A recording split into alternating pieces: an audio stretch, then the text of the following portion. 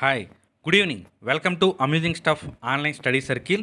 So మనము ఈ video especially మొన్న ప్రకటించుకున్నటువంటి APPSC group 4 junior assistant cum computer assistant సంబంధించినటువంటి టెస్ట్ సిరీస్లో టెస్ట్ నెంబర్ 1 అనేది ఏ విధంగా ఉంటుంది, అంటే ఓవరాల్గా కూడా పేపర్ అనేది ఏ విధంగా ఉంటుందని చాలామంది అడుగుతూ ఉన్నారు.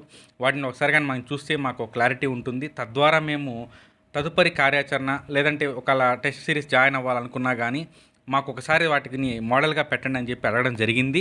సో దానికి సంబంధించి మనము ఫస్ట్ టెస్ట్ని 7వ తేదీ కండక్ట్ చేసుకున్నాము, ఈవినింగ్ 9 ఆ టైంలో. ఆ సందర్భంగా మనము ఇప్పుడు ఈ వీడియో ద్వారా ఈ టెస్ట్ అనేది వెయిటేజ్ మీరు గమనించినట్లయితే ఏపీపీఎస్సి కండక్ట్ చేసేటువంటి రేపటి ఎగ్జామ్ ఏ విధంగా ఉంటుందో అలాగా ప్రతి చాప్టర్ని టాపిక్ వైజ్గా మనం కండక్ట్ చేయడము, వెయిటేజ్ ప్రకారం తీసుకోవడము, అన్నిటి ప్రకారంగా కూడా మనం దీన్ని చూడడం జరిగింది. సో మోడ్రన్ ఇండియాకి సంబంధించి బిట్లతో మనము ఈ టెస్ట్ సిరీస్ని స్టార్ట్ చేసుకోవడం జరిగింది. మీకు లైట్గా చూపిస్తూ వెళ్తాను, ఎందుకంటే మనము ఆల్రెడీ మోడ్రన్ ఇండియాకి సంబంధించి, జాగ్రఫీకి సంబంధించి, పాలిటిక్స్ సంబంధించినటువంటి స్ట్రాటజీస్ని ఆల్రెడీ డిస్కస్ చేసుకొని ఉన్నాము. త్వరలోనే ఎకానమీని కూడా డిస్కస్ చేసుకుంటాము. ఆ సందర్భంగా నేను మీకు ప్రీవియస్ క్వశ్చన్స్ని లింక్ చేసుకొని సిలబస్ని అనాలిసిస్ చేయడం జరిగింది. సో ఆ సందర్భంగా మనము గత పాత ప్రశ్నాపత్రాలని చూసుకుంటూ, అలాగే గ్రూప్ 2 స్థాయిలో, గ్రూప్ 1 ప్రిలిమినరీ స్థాయిలో ఉన్నటువంటి అన్ని ప్రశ్నల్ని మేళవించుకొని ఈ టెస్ట్ సిరీస్లో ఇన్వాల్వ్ చేయడం జరిగింది.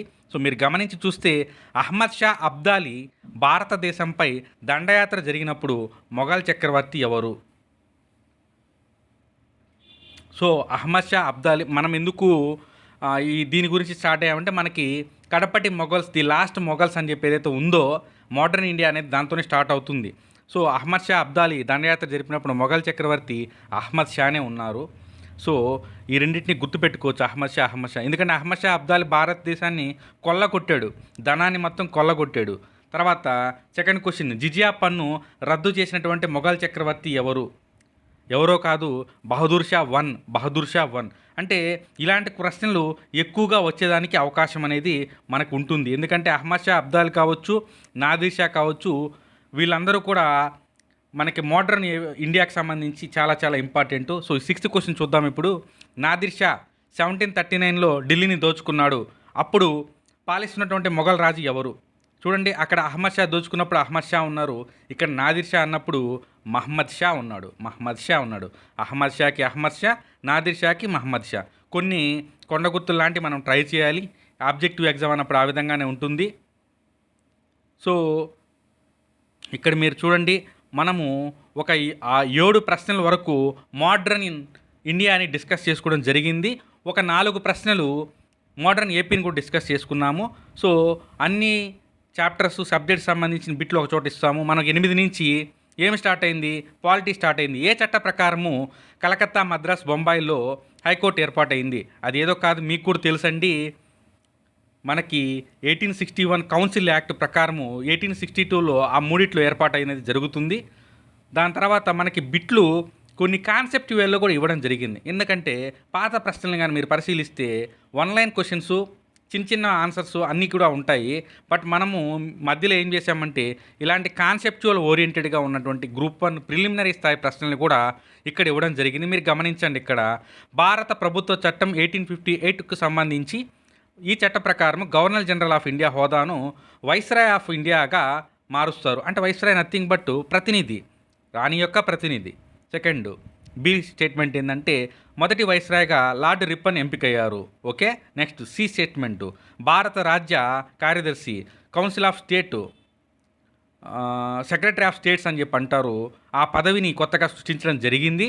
అది తొలి సెక్రటరీగా మనకి లార్డ్ స్టాన్లీని ఎంపిక చేయడం జరిగింది. అయితే పై స్టేట్మెంట్లలో ఏవి సరైనవి? అందరికీ కూడా తెలుసు, 1857 రివాల్ట్ ఏదైతే ఉందో ఆ టైంలో లార్డ్ కానింగ్ అనే అతను వ్యక్తి మనకి గవర్నర్ జనరల్గా ఉన్నారు. సో అదే టైంలో వచ్చినటువంటి యాక్ట్లో తదుపరి వైస్రాయ్గా లార్డ్ కానింగే ఉన్నారు.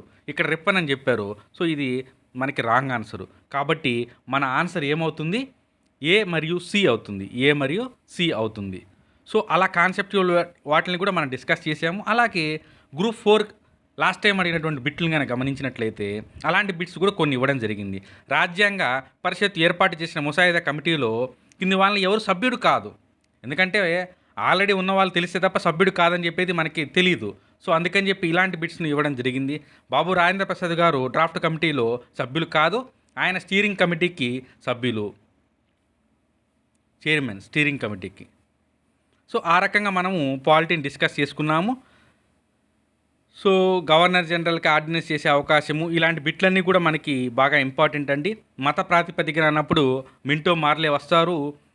దేశంలో మొట్టమొదటిసారిగా కేంద్రంలో ద్విసభా పద్ధతిని మనకి 1919 యాక్ట్లో తీసుకురావడం జరిగింది కేంద్రంలో. అదే రాష్ట్రంలో అయితే 35 వస్తుంది. తర్వాత మనకి జనరల్ సైన్స్ మనం ఫిజిక్స్తో స్టార్ట్ చేసుకున్నాము. అదేదో కాదు, సౌండ్ అండ్ లైట్, ధ్వని కాంతి. సో దాని ప్రకారం అబ్రివేషన్స్, ఎక్కువగా అబ్రివేషన్స్ మీద మీరు టార్గెట్ చేయాల్సిన అవసరం ఉంది.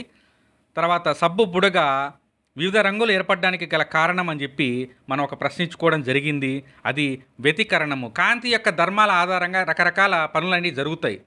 ఆ ధర్మాలన్నీ మనకి ఇంపార్టెంట్. సంపూర్ణాంతర పరావర్తనము, కాంతి వ్యతికరణము, వివర్తనము, లేదంటే ఏదైనా కానీ మీరు ఆ ధర్మాలన్నీ పట్టుకొని ఉంటే మీకు చాలా హెల్ప్ఫుల్గా ఉంటుంది. తర్వాత ఎన్విరాన్మెంట్ని మనము ఫోకస్ చేసాము. ఎందుకంటే ఎన్విరాన్మెంట్లు, disaster management and sustainable development ఇవన్నీ కూడా మనకి సిలబస్లో భాగంగా ఉన్నాయి. సో ఎన్విరాన్మెంట్కి సంబంధించి మనం క్లియర్గా కొన్ని క్వశ్చన్స్ ఇచ్చుకోవడం జరిగింది. సో గమనించండి, పర్యావరణంలోని భౌతిక అనుఘటకాలుగా కింది వాటిలో వేటిని పిలుస్తారు? కొంచెము రీసెంట్గా మనం గమనిస్తే గ్రూప్ 4 అనేది 2012లో లాస్ట్ టైం జరిగింది. అప్పటికిప్పటికే ఏపీపీఎస్సీ స్థాయి మారింది, ఎగ్జామినర్ యొక్క స్థాయి అనేది ఇంకా ఎక్కువగా మారింది. ఎందుకంటే కరెంటు మీద ఎక్కువగా ఫోకస్ చేస్తున్నారు, డైనమిక్గా ఉంది. అందుకే మనము ఒక్కసారి స్టాక్ని టచ్ చేసుకొని దాని ద్వారా డిరైవ్ చేసుకోవాలి. సో అందుకే ఇలాంటి బిట్స్ ఇవ్వడం జరిగింది. వాతావరణం, జలావరణము, శిలావరణం అనేది మనకి భౌతిక అనుఘటకాలుగా ఉంటుంది. సో నెక్స్ట్ వచ్చేసి అలాంటి బిట్స్ మనం చాలా ఇవ్వడం జరిగింది. పర్యావరణ సమతుల్యతను కింది సందర్భాల్లో ఇవి, జీవావరణం అంటే ఏమిటి, ఇలా ఇలా ఇలా ఇచ్చుకుంటూ వచ్చాము. దాని తర్వాత మనము ఫిజిక్స్కి సంబంధించి ధ్వని అనే కాన్సెప్ట్ కూడా సిలబస్లో మెన్షన్ చేసుకొని ఉన్నాము. పిల్లన గ్రోవి విజిలు రేడియో పంచే ధర్మం ఏమిటి? మోస్ట్ వాంటెడ్ బిట్ అండి ఇది ఫిజిక్స్లో ధ్వనికి సంబంధించి. అనునాదము, అనునాదం అనే దాని మీద చాలా ఎగ్జాంపుల్స్ ఉన్నాయి. ఒక్కసారి అనునాదము, డాప్లర్ ప్రభావము, ప్రతిధ్వని, సోనార్, వీటన్నిటి మీద వచ్చేటువంటి ఎగ్జాంపుల్స్ మీరు ఒకసారి చూడాలి. సో మీకు మొత్తం చూపిస్తానండి, మరి కాకపోతే ఎక్కువ టైం తీసుకోను. సబ్జెక్ట్కి ఒక 2 అట్లా డిస్కస్ చేసుకుందాము. తర్వాత ఎకానమీని తీసుకుందాం. ఎకానమీలో మనము ఇచ్చిన సిలబస్ ఏంటంటే ప్రణాళికలు అని చెప్పాము. సో ప్రణాళికల్లో మనం ఇన్డెప్త్ ఏం పోము, ఎంత గ్రోత్ వచ్చింది అంత దూరం ఏం పోవాల్సిన అవసరం లేదు. కాకపోతే ఇలాంటివి చూసుకోవాలి. ఫర్ ఎగ్జాంపుల్ 39th బిట్ చూడండి. సూచనాత్మక ప్రణాళికను ఏ పంచవర్ష ప్రణాళికలో మనం ప్రారంభించుకున్నాము? ఇంపార్టెంట్ అండి. మనము 8వ ప్రణాళికలో మనము దాన్ని ప్రకటించుకోవడం జరిగింది. తర్వాత మీరు చూడండి, ఏ కమిటీ సూచనల మేరకు మొదటి ప్రణాళికల్లో సమాజ అభివృద్ధి కార్యక్రమం సిడిపిని 1952లో స్టార్ట్ చేసుకోవడం జరిగిందని చెప్పి ఒక బిట్ అడగడం జరిగింది. కృష్ణమాచారి ఏదైతే ఉందో మనకి కమిటీ, ఆ కమిటీ ఆధారంగానే సిడిపి, తర్వాత నేషనల్ ఎక్స్టెన్షన్ ప్రోగ్రామ్ అని చెప్పి దాన్ని అన్నిటినీ కూడా తీసుకురావడం జరిగింది. లాస్ట్ టైం 2019 గ్రూప్ 2 బిట్లు కానీ చూస్తే ఇలాగే ఉంటాయి. పనిహార పథకాన్ని ఏ ప్రణాళికా కాలంలో ప్రారంభించడం జరిగింది? 5వ ప్రణాళిక. గరీబీ హఠావో ఏ ప్రణాళికలో పిలవడం జరిగింది? పనికి ఆహార పథకము. ఇలా అన్నీ కూడా ఇయర్స్ అడగొచ్చు, లేదంటే అలా అడగొచ్చు. ఇట్లాంటి కొన్ని కాన్సెప్ట్వి ఉండొచ్చు. ఆర్థిక మరియు సామాజిక అధికారాలు ఏ జాబితాలో పొందుపరిచారు? ఎందుకంటే ఈ బిట్టు ఇంపార్టెంట్, పాలిటీ పరంగా కూడా దీనికి కొంత ఇంపార్టెంట్. కారణం ఇది జాబితాకు సంబంధించి ఉమ్మడి జాబితా కాబట్టి. సో ఈ రకంగా ఉన్నాయి. ఎకానమీ అనేది ఈ విధంగా ఉంది. దీని తర్వాత మనము ఎక్కువగా ఫోకస్ చేయాల్సింది కరెంట్ అఫైర్స్ మీద. సో ఇక్కడ మనం చూస్తే క్వాడ్లో ఏమేమి కంట్రీస్ ఉన్నాయని చెప్పి అడగడం, ఒక బిట్ అడగడం జరిగింది. అలాగే మనము ఏప్రిల్ మంత్కు సంబంధించిన కరెంట్ అఫైర్స్ కాబట్టి ఆ మంత్లో జరిగినటువంటి ప్రతి కరెంట్ అఫైర్ కవర్ అయ్యేలాగా బిట్లు ఇచ్చుకోవడం జరిగింది. క్రికెట్ మీద ఎక్కువ ఫోకస్ చేశారు లాస్ట్ టైం హైకోర్టులో కూడా. సో కరెంట్ అఫైర్స్ అనేటివి మీకు తెలిసిందే, వాటి గురించి ఇక్కడ డిస్కస్ చేయను. నెక్స్ట్ మనకి ముఖ్యమైనది జాగ్రఫీ, ఎక్కువ వెయిటేజ్ ఉన్నది. ఈరోజు ఉన్న హిమాలయాలు ఒకప్పుడు ఏ ప్రాంతంగా ఉండేటివి అంటే ఏ రూపాంతరము ఇప్పుడు ఉన్న హిమాలయాలు అని చెప్పి బిట్ అడగడం జరిగింది. అది ఏదో కాదు, టెథిస్ సముద్రము. సో టెథిస్ లారేషియా ఇవన్నీ కూడా ఉంటాయి కదా. పురాజీవ మహాయుధంలో ఆల్ఫ్రెడ్ వెజ్నర్ యొక్క సిద్ధాంతం ఏదైతే ఉందో దాని ప్రకారం దీన్ని తీసుకురావడం జరిగింది. సో ఇవి ఓవరాల్గా అయితే మనకి జాగ్రఫీకి సంబంధించి గల్ఫ్ ఆఫ్ మన్నార్ కావచ్చు, అత్యంత పొడవైన తీర ప్రాంతము, కర్కటరేఖ ప్రయాణించని రాష్ట్రము. ప్రయాణించే రాష్ట్రాలు తెలిస్తే మనకి ఇది తెలుస్తుంది. మా అప్పుడు కోడ్ కూడా చెప్పున్నా మీకు ఎంసీక్యూస్లో, గురామచ జాపత్రిమి, గురామచ జాపత్రిమి. సో దాంట్లో ఓ అనేది లేదు కాబట్టి మన ఆన్సరు ఓ, ఒరిస్సా అనేది మన ఆన్సర్ అవుతుంది. సో ఇది ఓవరాల్గా మనకి ఎక్కువ ఇంపార్టెంట్. ఇక్కడ ఏపీ మోడర్న్ గురించి మనం తీసుకున్నాము. ఆంధ్రదేశంలో మొట్టమొదటిసారిగా ఆంగ్ల వ్యాపార సంస్థ మచిలీపట్నంలో ఏర్పాటు చేసేందుకు అనుమతి ఇచ్చినటువంటి సుల్తాన్ ఎవరు అని చెప్పడం జరిగింది. మహమ్మద్ కులీ కుతుబ్ షా. సో ఇలా బిట్లనేటి కూడా ఇవ్వడం జరిగిందండి. దీని తర్వాత మనకి రీజనింగ్ డైసెస్ మనం పెట్టుకోవడం జరిగింది. ఆ డైసెస్ మీద అన్ని ఎగ్జాంపుల్స్ని మనం అన్ని రకాలుగా తీసుకోవడం జరిగింది. దీని తదుపరి మనకి 100 బిట్లు అనేవి కంప్లీట్ అయ్యాక మనకి నెక్స్ట్ తెలుగుకి సంబంధించినటువంటి 25 బిట్లు, అలాగే ఇంగ్లీష్కి సంబంధించిన 25 బిట్లు వస్తాయి. తెలుగుకి మనం షెడ్యూల్ ఏం పెట్టుకున్నామండి, అర్థాలు పెట్టుకున్నాము కాబట్టి ఇక్కడ అర్థాలు అనేవి వస్తాయి. సో ఒకసారి మనం అర్థాలు చూద్దాము. నాళ్ళు అనగా ఏమిటి అంటే, ఇన్నాళ్ళు ఎక్కడికి పోయారు అని అడుగుతారు కదా, అంటే ఇన్ని రోజులు ఎక్కడికి పోయావు అంటే రోజులు అని అనేది వస్తుంది.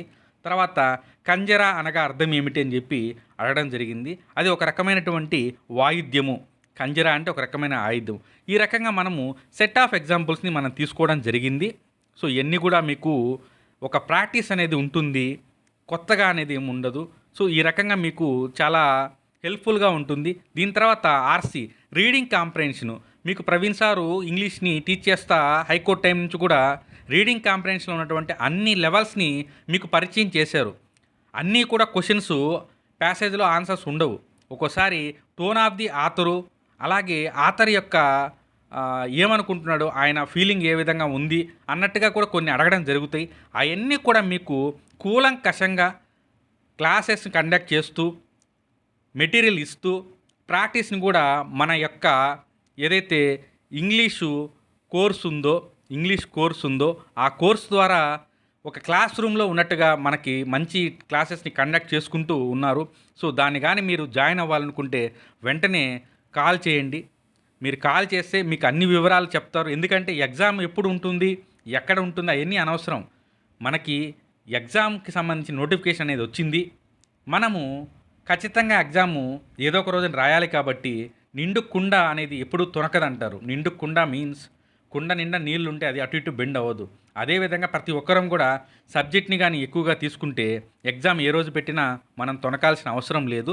సో ఇది ఓవరాల్గా ఇంగ్లీష్కి సంబంధించినటువంటి మొత్తము రీడింగ్ కాంప్రహెన్షన్ అన్నింటినీ కూడా ఇక్కడ మీకు పొందుపరచడం జరిగింది. ఈ రకంగా 150 ప్రశ్నల్ని మీకు ఇవ్వడం జరిగింది. సో మీ అందరికీ కూడా మనము టెస్ట్ సిరీస్ కండక్ట్ చేసిన విషయం మీ అందరికీ కూడా తెలిసిందే. ఏపీపీఎస్సీ జూనియర్ అసిస్టెంట్కి సంబంధించినటువంటి 30 చాప్టర్ వైజ్ టెస్టులని, అలాగే 10 గ్రాండ్ టెస్టులని కూడా మనము తీసుకురావడం జరిగింది. సో అత్యంతమైన నాణ్యమైనటువంటి టెస్ట్ సిరీస్ని మనం తయారు చేసుకొని ఉన్నాము.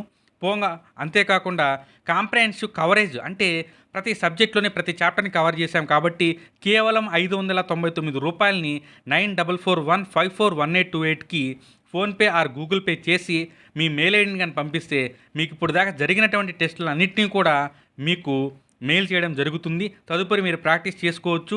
ఒక షెడ్యూల్ అనేది కానీ ప్రిపేర్ అయితే మీ అందరికీ కూడా చాలా బెటర్గా ఉంటుంది. సో కాసేపట్లో మీకు ఈ టెస్ట్ అనేది టెలిగ్రాము, మన యొక్క వాట్సాప్ గ్రూపుల ద్వారా కూడా మనము ఇవ్వడం జరుగుతుంది ఈరోజు నైట్కి. అంతేకాకుండా టెస్టులు ఇంగ్లీష్ మీడియంలో కూడా ఉన్నాయనే విషయము మీకు మరోసారి గుర్తు చేస్తున్నాను. అలాగే మనము ఎవ్రీ వీకెండ్ ఈ సబ్జెక్ట్కి సంబంధించినటువంటి టెస్టుల్లో ఎక్కడైనా కానీ డిఫికల్టీ కానీ ఉన్నా కొంత ఎక్స్ప్లెనేషన్ అనేది లైవ్ క్లాసెస్ ద్వారా మనం తీసుకెళ్దాము. మీతో నిరంతరంగా ఎవ్రీ వీక్ ఒక లైవ్ సెషన్ కూడా కండక్ట్ చేసి ప్రిపరేషన్ స్ట్రాటజీ పరంగా కూడా మా యొక్క వ్యూస్ని మీకు అందజేస్తాము. Thank you for watching.